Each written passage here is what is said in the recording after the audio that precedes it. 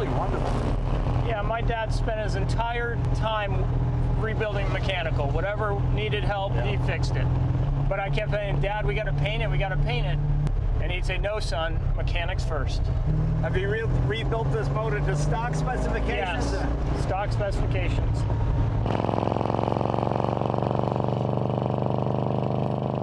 Welcome to an episode of Jay Leno's Garage. The car we're featuring today, a 1964 Apollo GT. Now, if that name is not familiar to you, it's not surprising. This is a car I've been chasing, well, almost since I was 13 when I first heard about it.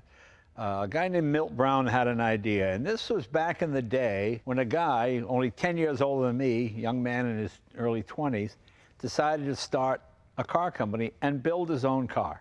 I mean, today that would be just about impossible, but in the 60s, it was still pretty wide open. He wanted to build an American sports car using a Buick V8. It was the aluminum 215 cubic inch.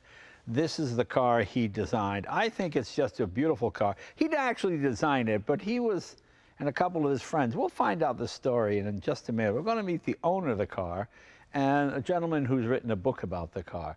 But, you know, when you're 13 years old, you're sitting in math class reading Hot Rod magazine, you're reading about a guy just 10 years, 12 years older than you. Oh, start his own car company. And it looked as cool as this. I mean, it was just the most exciting thing. And in the course, over the years, occasionally, once I came to California, I would see an Apollo GT every once in a while. I saw one down the street about 35 years ago. The guy wanted $40,000. Oh, 40, get out of here, that's crazy. Well, believe me, I'd buy them all day long right now if they were $40,000.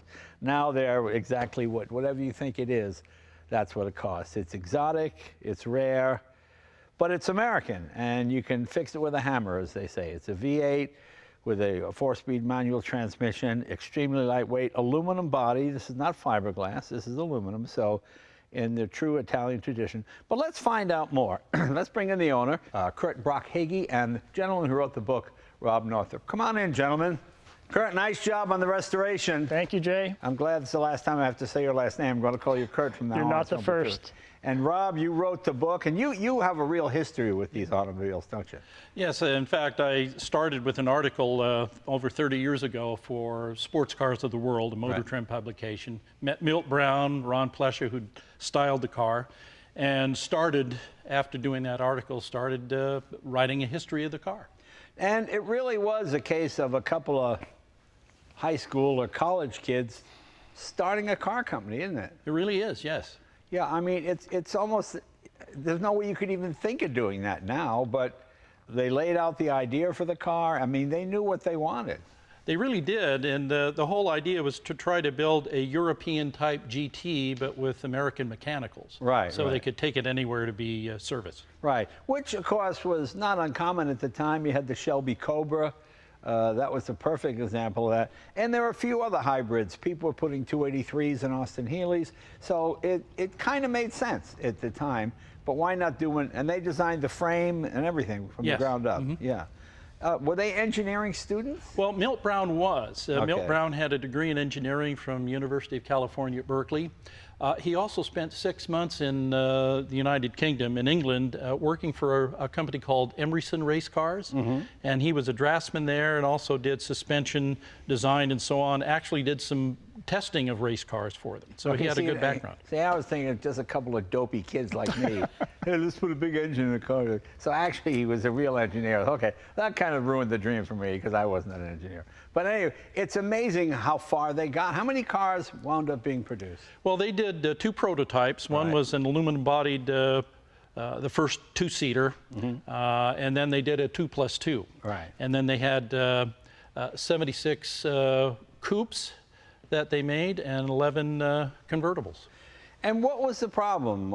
It seemed like a good idea. What was the price at the time? Do you remember? Well, the price at the time, the base price was about $6,500 for the coupe and about $7,400 for the convertible.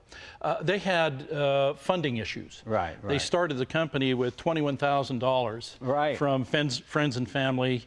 That'd be about $190,000 today. Right. Wasn't really enough to get a car company going, but they said, hey, this is our chance, let's do it. Yeah, I mean, it's amazing they got as far as they did. And 6,500 doesn't sound like much now, but back then, that was top of the line Cadillac money, right? I mean, my parents' house in '59 was 19,000, so it was a lot of money. Yeah, in today's dollars, that'd be about $60,000. Oh, that stuff seems, it seems like it would be more than that. It seems pretty Yeah. reasonable. Like Yeah, quite reasonable. Yeah, for a handmade car. $60,000. And it was handmade, especially just to form the body. If you tried to do this body now, it would cost you $250,000 to have a couple of guys pound it out, wouldn't it? Yeah. Yeah. Now, when did you get involved? Similar to your story, my dad chased one of these cars all his life. Oh, really? He did. My growing up was all about the Apollo. This was his dream car. And in 2003, he found one. He was 72 years old. Okay. Found it in Pasadena here. Bought it, and it was in rough shape. It had been sitting for 25 years, but everything was here. Right. It was complete. Okay. And he brought it back home and rebuilt all the mechanical, and the body was in bad shape. It was faded red pink. Right. The whole time he had it. So he passed in 2010. I didn't love the car. I actually kind of resented the car because every trip we would go on in our '68 Chevy van would end up in someone's driveway to look at an Apollo.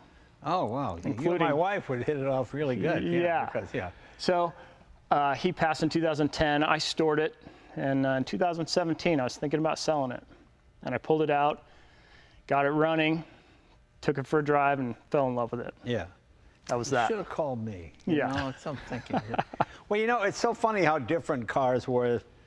For example, just the tire. That was a big tire back in the day, but it looks so skinny now. Yes, it does. But it makes the handling very nice, doesn't it? It does handle very nice, yeah. Yeah, they're just wonderful. And what does this weigh?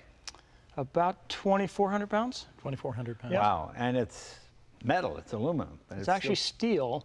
Oh, it is a steel body. The prototype was aluminum. All the others were steel. Oh, I just assumed this. Oh, well, that's all right. So that's pretty good. Wow. A lot of body work necessary on this? We stripped it clean, and we had found that it had been hit early 70s in the rear, rear-ended. So a builder in Denver, Colorado, Steve Bruins with Hair Trigger Customs, had to reshape. We cut off the rear end and reshaped it. Okay. And he did it himself. And what are the brakes? They're drums all the way around. Drums are, they're not Buick drums. Oh, they are. They're the Buick Fin drums. Yeah. Yep. Oh, you know, those are great. Those are the greatest brake drums. Every hot rodder used those because with the big fins on them, it would aid in the cooling. So that's kind of cool. Yeah. All right. 4-speed, what is it, Borg Warner? It's a Borg Warner T10 Okay. or T11. So it's GM stuff from the period. Yeah. Okay. Yep. 4-speed. I think the Corvette had that for a while too. Yep. Yeah. And a 215 Buick making what, about 210 horse? 225, we've always 225? kind of thought, yeah. Okay. Can we open the hood? You bet. Let's open the hood up a little bit. See what we got here.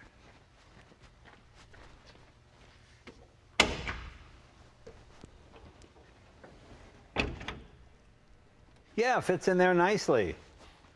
I always liked these nail heads, I used to call them, because the valves are so small, the Buick engines of the period. Now, did it come with an alternator back in the day, or did you put the alternator on?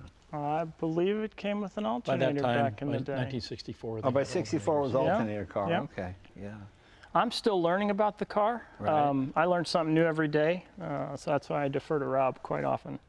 And pretty trouble-free, I imagine, right? It's been very trouble-free. It's Yeah. never left me stranded so far. Well, that was sort of the idea. And, you know, to a kid in Andover, Massachusetts, it's freezing in the winter, you're in math class, just reading about these dreamers in California that were just 10 years older than I was, maybe a year or two more than that. They were building their own sports car. I mean, it was so exciting and what's the word, inspiring to make you realize whatever goal you had, you could achieve it if these guys could build a car. I mean, yeah, just unbelievable. And where did most of the money come from? Family and friends, that type of Family stuff? and friends. They had $21,000 from friends, a little youth investment group, Right. friends of theirs, and then family. Right. I don't imagine anybody got their money back. No, they're still waiting. Yeah, they're still waiting for the final product. Yeah. Yeah, but you have the cars, and that's really the cool part. How many have been destroyed? Do you know? We're thinking there may be about 50, 55 total cars left out of the total of 88 cars. Rob, show us the book you wrote. You bet. Here, just hold up there, okay. Apollo GT, the American Ferrari, and I guess that's fair to say, because it certainly looks like it. Well, the title comes from two sources. One was when Milt Brown went on an extended honeymoon in Europe in 1960, 61.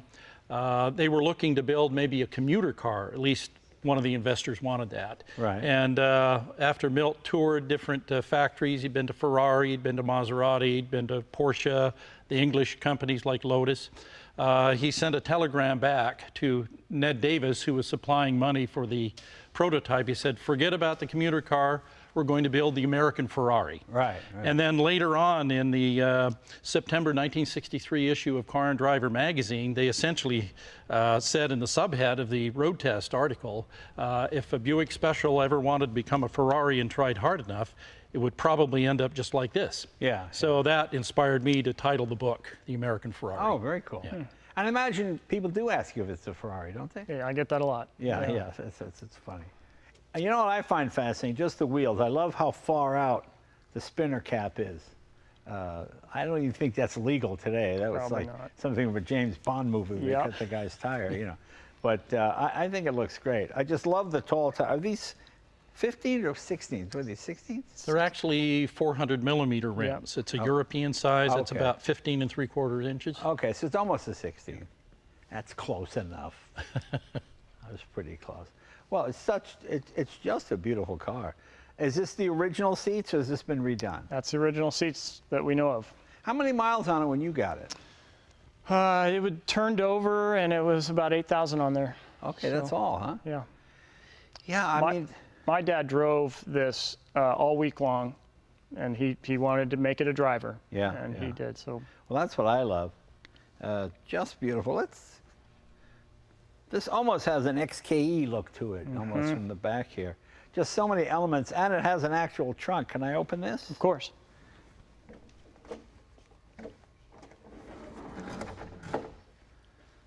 Okay, if you play miniature golf, you might get a set of clubs in there. Yeah, yeah. Okay, but you got a full spare tire and everything else. Very nice.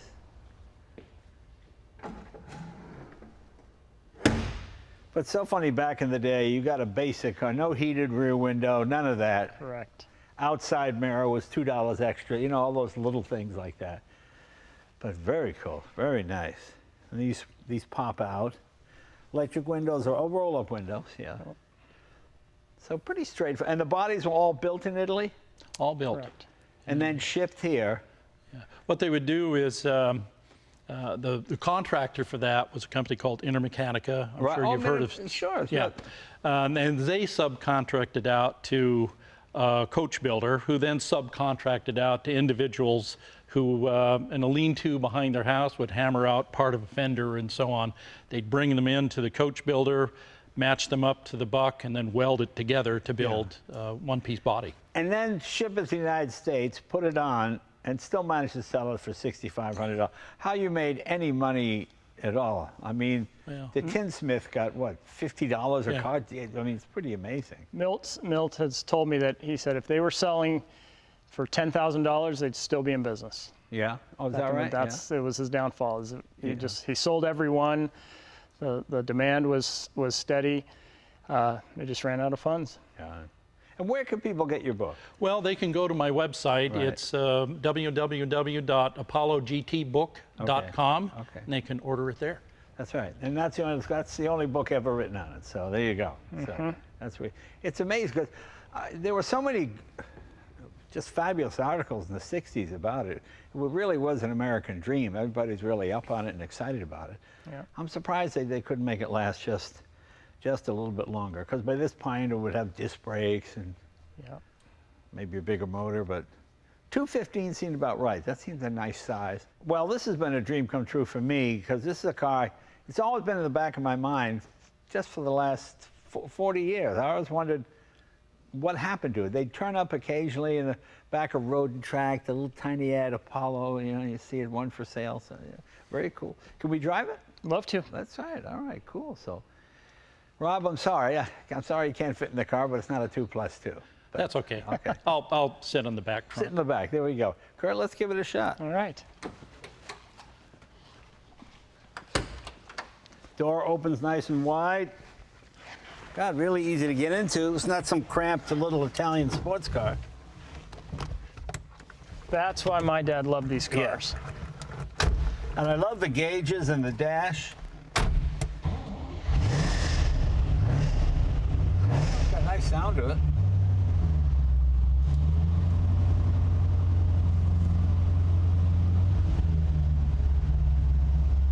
You're about the only person I would allow to drive this. Oh, well, thank you. It's You great. are the only person I've actually that's driven it since I finished it. You know, the thing is still true. All the fun is between 40 and 120. If you're in a modern sports car and you're going more than 120, 130, but you just screwed up. Right. Yep. And so there's no reason to have them so low and scraping and all the other stuff. You know, I like these. They sit normal. They have a normal ride height. If you hit a speed bump, you don't rip off a front. You know, Very true. I mean, Yeah. I've said this a million times. My favorite thing is on my McLaren, it has a little splitter. It's about 18 inches long. Yep. And if you crack the splitter, you can either get a new splitter or a Z06 Corvette. They're the same price. Yeah.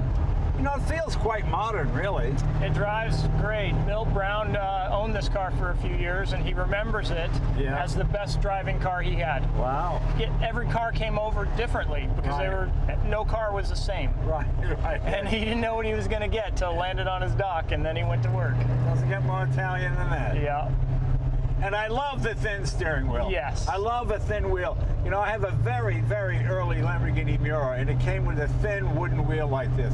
It's just so delicate. Yeah. I hate these big fat wheels. I agree.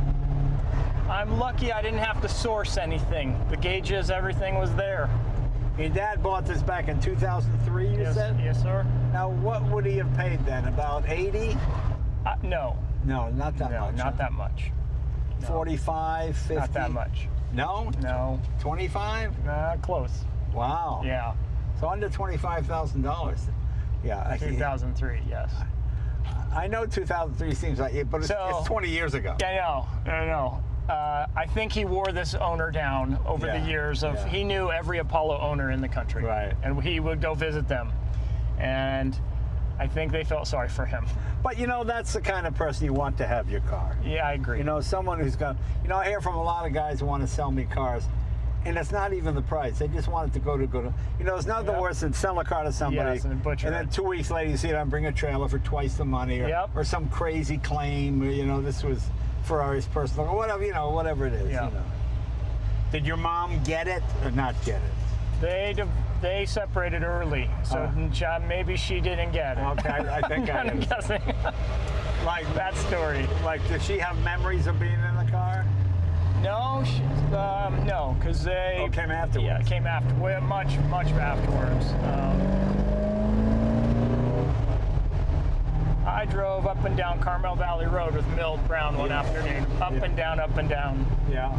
And he was just saying, more. These are high revving motors. You can take it to 6 if you want.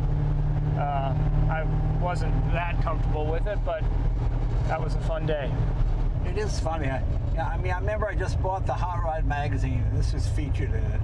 I was just so taken that a guy's just a few years older than me. You know, it just struck me as so amazing that they could go to Italy, build a sports car. Wow, that's pretty cool, you know. Yeah. Of course, he was a real engineer and everything else, but yeah, and he is still alive today. Yeah. I talk to him almost weekly. You know, there were so many guys from that era. There was a guy named Griffin who produced the TVR with the 289 Cobra motor.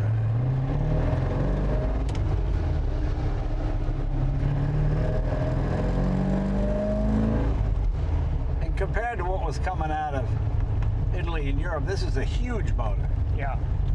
It's always funny when, to me, I pick up an English magazine and they'll say it has the big block 289 Ford motor. Well, that's not the big block. Right. You know? But to them, it's a big block because they're used to a 2-liter, you know. Yeah, the car is really wonderful. Yeah, my dad spent his entire time rebuilding mechanical. Whatever needed help, he fixed it. And what did he do for a living, your dad? He was a parking lot striper. Oh, okay. Yeah, Do that by hand or is that machine? that's machine. Yeah. So he must have been awful careful not to park on the white line when he was. I think he got this car between the lines, yes. Yeah. But I kept saying, Dad, we got to paint it, we got to paint it. And not knowing what a paint job costs, he did, I didn't. Yeah. And he'd say, no, son, mechanics first. Yeah. And then we just didn't get around to painting it. What was the original color? Red. What but was it? It had faded to pink when the whole time he had it. So he never got to experience the awe factor that people give this car now that it has a paint job. Right. I wish I could have helped him before that, but I mean, you got nice torque in every gear. But other engines were available, correct? yes, they started toying around with the 5-liter. But apparently it set off the weight distribution too much, and they really struggled with getting the car to drive the way that the 2.5 liter did. Well, this feels nicely balanced. Is that this is 2.5 liter? Yeah. I guess that's 250. I'm sorry, it's 2.5 liter, 3.5. It's the 215, 3.5 liter. 3.5 I'm sorry, liter. Yeah. Okay, that's what I thought. Yeah. Not good with my liter to. And apparently I'm not either. My metric to American. Did this ever have a radio? I believe it did back in the day. It's got an antenna. It must have gone. Oh, it does. It must have gone underneath here somewhere. Possibly. It's funny for an American car to have aqua, benzina, oleo. Uh-huh.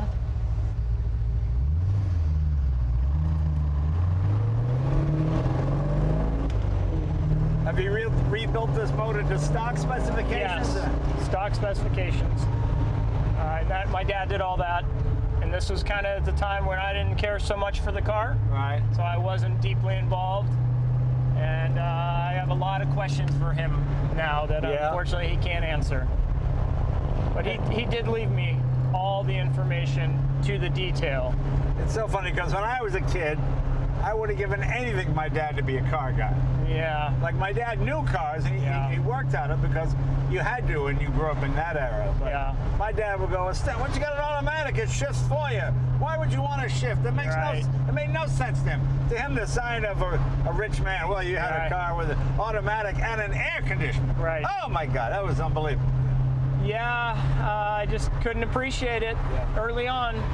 And I loved cars, but this car reduced him to childlike as a parent. Yeah. And now I'm a parent, and I'm struggling not to have it reduce me to childlike with it. And I failed suppose miserably. you felt that Dad was spending more time on the car than he was with you, right? Well, just all our conversations around the table were always focused on the Apollo. Was he married again? Nope, never married again. Oh, never married again. Yeah, so my mom didn't get the Apollo thing. They divorced early. Yeah, that's a car guy. Yeah, this is the only sports car he ever owned. Chassis seems rigid enough. I don't see the hood. You know, sometimes at these quote specials, although this is not a special. You know, they do tend to flex and all that kind of nonsense. But I mean, it's a real car. Yeah. There's so many silly cars built. You know, Excaliburs and Clemets and all that nonsense. Yeah, this brainchild of Milt's. It's so unfortunate that they couldn't make a longer run of it. Well, you know, it's hard to make a living selling two-seater sports cars. I mean, Porsche almost went under were it not for the, you know, the SUV and all those others. That's where they made their money. Yeah. I mean, Ford did not make a lot of money at Thunderbird until they made it a four-seater. Yeah. And then suddenly, ooh, you know, would you put on an auxiliary fan? Yes, sir. Yeah. Not thermostatic? Nope. You ever walk away and leave it on and then the next day? No. I think it shuts off. Oh, it does? Yeah. It shuts off by itself. I imagine it gets pretty reasonable fuel mileage. It actually gets great fuel. Yeah. I mean, it's light. I haven't checked it in a while, but I think it's over 20. Well, a big engine working slowly uses less fuel than a small engine working hard. Yeah. I always loved these bullet mirrors. I used to love them when they were way out on the fender. Yes. You know? Some of the Apollos had them out there. Yeah, yeah. I'd imagine it has a heater box, correct? It does? Yeah.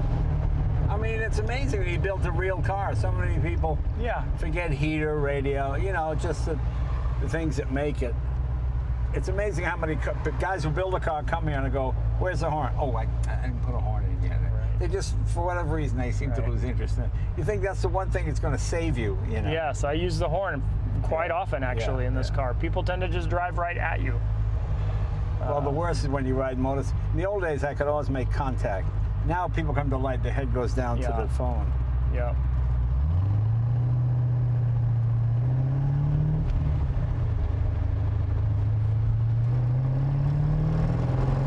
But it rides wonderfully. It drives nice. Yeah, I'm pretty lucky, Jay. Yeah, you know, when they build these things, they set them up that way for a reason. Like a lot of people don't like the tall, skinny tires, but that's what makes it handle so nicely. Yeah. You know? So how long has it been finished? We finished in 2018. Oh, so it's been quite a while, yeah. Yep. I took it to Concorso Italiano the first year it was finished. I guess that would qualify, wouldn't it? I drove it out there. Yeah, or I didn't drive it. Or a friend of mine hauled it out there. You get a nice reception? I did. I got a third place prize. Oh, that's great. Yeah. Sometimes they get a little snobby at those things. Yeah. Buick, get down. Yeah. Now, however, the next year it was at the Quail. That was fun, and then I just won Best in Show at the Auto Mezzi All Italian Show in Colorado. Oh, that's great. Yeah, sponsored by Ferrari. Wow. I didn't expect that. Yeah. Yeah. How do you like the seats? Seats are good. I mean, seats are sort of what I remember.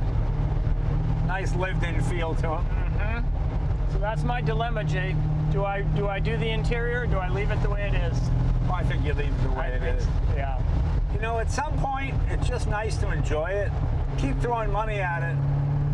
And you'll always have, I like the original. Oh, look better with new. So you're always going to lose half the people. I agree. So to me, I would just drive it and use it and enjoy it. Yes, sir. And it's your car. And the nice thing about being original is you have a reason to do it. Yes. Well, it's original. Oh, it's original. A reason not to do it. Yeah, a reason. Yep. That's a good reason not to do it. Yes. Exactly. And like they say, it's only original once, and you could redo it and keep redoing it 50 times. Right. But you can never make it original again. Well, Kurt, thank you very much. This is a childhood dream of mine. I've been thinking about this car since I was 14 years old. So it is my pleasure, Mr. And Leno. it's the exact car. It's the prototype. It's the one I saw in the magazine. So you wait long enough and good things come to you. That's right. Well, thanks a lot. I appreciate it, my friend. It is my pleasure. And thank Rob. He did a great job. Thanks. Rob, I'm sorry we didn't have another scene. We would have taken it along. But pick up the book, folks. It's a good read. I really enjoyed it. Pretty easy read, but if you have a dream of building a car, it'll inspire you. We'll see you next week. Thanks.